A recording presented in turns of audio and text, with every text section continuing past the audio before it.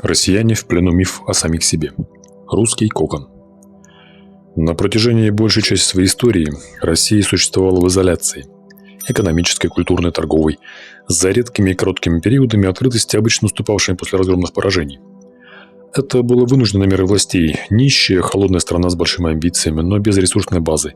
Имела фактически только один выход – нещадная эксплуатация собственного населения для достижения, как правило, внешнеполитических целей. Разумеется, население в такой ситуации будет бунтовать. А когда это невозможно, то просто разбегаться от такой жестокой власти. Что и случалось регулярно при освоении Сибири и Центральной Азии, во многом благодаря русским беглецам от царских порядков. Огромная доля беглецов составляла костяк казачества на Дону, крестьянства в Польше и Литве, многочисленные старообрядческие группы по всей Сибири. И власть постоянно сталкивалась с необходимостью либо отлова убегающего населения, либо формирования у него такой картины мира, чтобы убегать ему не хотелось. Второй способ был менее затратным, и за его реализацию взялись еще с времен Ивана Грозного. Способов воздействия на умы масс было несколько. Для неграмотных крестьян это были слова помещика, а также священнослужителей. На высшие же классы работали газеты, придворные поэты и писатели, часть артистов и ученых. Контроль за настроением населения уже многие сотни лет ведет с тайной полицией, что составляет едва ли не основной частью ее работы. Населению в целом внушалось, что оно живет в самой сильной и богатой стране на свете. Над ней особая Божья благодать. Оно ведет только оборонительные войны, всегда побеждает своих врагов, что не особый народ, а вокруг одни злобные враги, что смирение и нетерпение – лучшие качества для человека, и не нужно роптать на судьбу и искать лучшей доли. И так появилось сразу несколько мифологических конструкций, которые обволакивают все сферы умоприложения русского человека, как кокон. В нем и его разум находят простые ответы на сложные вопросы. И ответы становятся общественными клише, определяющими общую пассивность населения перед любым произволом. Например, мифы о стране. Считается, что Россия – это самая богатая и изобильная страна во всем свете. При этом умалчивается о катастрофически низкой урожайности в плохом климате, по большей части страны. О нищете населения всю историю, только спрос на нефть и газ сделал Россию более-менее богатой в последние 100 лет, и то достаточно скромных результатах. Миф об огромных просторах, как заслуги великих предков. Действительно, Россия большая страна, однако Канада, Австралия или Бразилия не намного меньше, а Африка значительно больше. При этом 60% территории России непригодны для ведения сельского хозяйства и полноценного проживания человека. Именно поэтому эти земли пустовали и так легко достались. Действительно же, ценных земель у России очень узкая полоса по крайнему югу страны. Миф о невероятном богатстве недр России. Да, стране повезло, что в последние 100 лет вырос спрос на энергоносители. Однако, как ранее, основу экспорта составляло лишь зерно и черновые металлы. В целом же запасы их во многом истощены, либо так дорого и трудно извлекаемы, что их добыча убыточна. В расчете на душу населения недра Бразилии или того же Казахстана намного богаче, и за их счет будет жить более роскошное население этих стран. Миф о большом влиянии и весе России в мире. Даже сейчас, когда страна изгнана из большой части мировых организаций, остаются сторонники этого мнения. Но на деле, до изобретения ядерной бомбы, Россия оставалась периферийной державой, малозаметной на рынках первых игроков.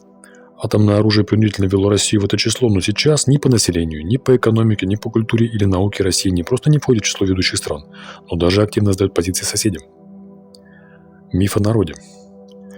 Считается, что русские – эталонные славяне, а все прочие славянские народы уже не так чистокровны. Безусловно, мифологизация, противоречащая всем данным. Русские – самая восточная окраина славянского мира, сильно смешанная с тюркскими и угро-финскими народами. Причем сами русские стесняются этого факта, для чего приводятся тенденциозные работы Блановского, якобы не нашедшего монгольских генов у русских. И действительно, монгольские гены в России редки, зато тюркские в изобилии по понятным причинам, но это в исследование уже не входило. Русский народ невероятно талантлив, смекалист и умен. Для этого приводятся примеры, как во время войн русский солдат выживал там, где прочие бы погибли. Как якобы каждое мировое изобретение было создано раньше простым русским парнем, просто об этом не упоминали. Как при таком талантливом и умном народе в России так мало ученых-лауреатов, так низкий рейтинг университетов и вообще общая грамотность населения, догадайтесь сами. Русские женщины – самые красивые в мире, самые верные жены, лучшие матери и помощницы своим мужьям. Этот миф уже также развенчан повсеместно, наверное, самый хрупкий миф на сегодня. И чудовищно негативная репутация россиянок в мире, зашкаливающий процент разводов по инициативе женщин, детоубийств, волной россиянок, работающих в сфере проституции и порно, как бы говорит само за себя. Мифы о войне и оружии. Утверждается, что Россия миролюбивая страна, на которую постоянно нападает агрессивный враг. То, что за 300 лет не наберется и 2 десятков лет подряд без войн, что нет такого соседа России по карте, с кем бы ни была у нее война, игнорируется. Тем более факты, что в случае агрессии Наполеона и Гитлера власти страны сами провоцировали эти удары и готовились к войне заранее, враг лишь их опередил. Россия всегда выигрывает войны.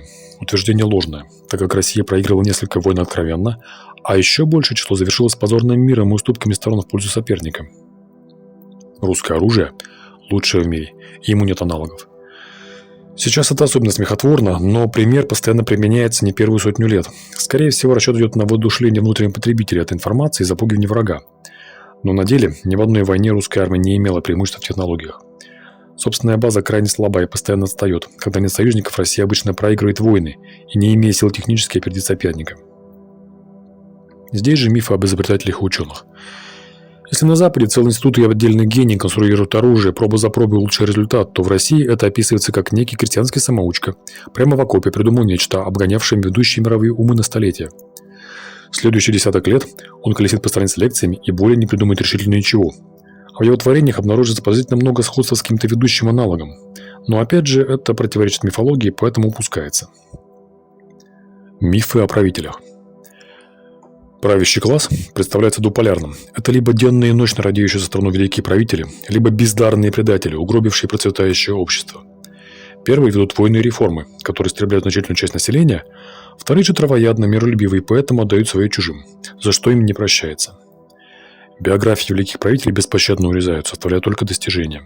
Так у Петра I молчат про запои, богохульство, и забытие его реформ сразу же после его кончины. Ивану Грозному не упоминают утопленную в крови Казань или Новгород, бездарную Ливонскую войну и трусость с крымским ханом, фактически заложившие основу для смутного времени. Угнетение народа вообще приписывается боярскому произволу или аргументу, что да, у всех так было, поэтому нечего роптать. В итоге у обывателя формируется комплекс национального превосходства. Он чувствует себя избранным, представителем народа-победителя во всех и во всем. Перестает критически осмысливать и задавать вопросы. Из таких клише формируется общественное давление, информационная матрица, внутри которой и живет россиянин. Так называемый русский кокон. Пишите, что думаете по этому поводу, ставьте лайки, подписывайтесь на канал. С вами был Лолета, история Белжирнауки.